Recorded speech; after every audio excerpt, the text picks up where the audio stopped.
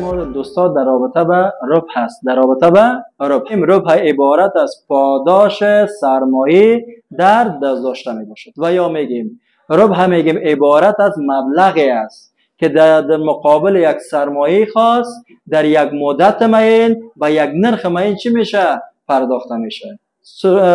ربح چی است دوستا؟ میگیم یک مبلغ است، یک پرداخت است، یک مصرف است که در مقابل یک سرمایه خاص در یک مدت معین خاص و یک نرخ معین چی میشه دوستا؟ تادیه و یا پرداخت میشه. اینو چی میگیم؟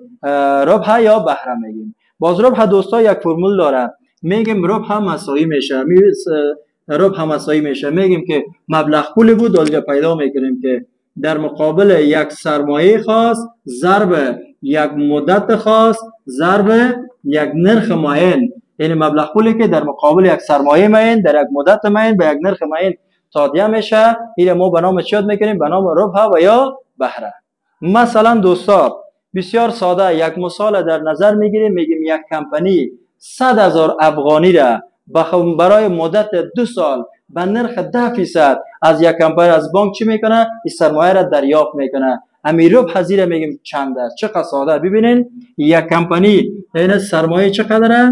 سرمایه 100,000 است. 100,000 از یک بانک دریافت کرد. خب برای چند سال؟ مدتش میگیم که باشه 2 سال. 2 سال در نظر میگیریم مدتشه. خب ای افغانی و با کدام نرخ همو فیصدیشه در مقابل 10%. کمپانی چند برامو میگیره؟ بانک از این کمپانی پول میگیره، از مفادش میگیره 10%. 10% میتونیم که نوشته کنیم 10 بر چند؟ 10 بر 100.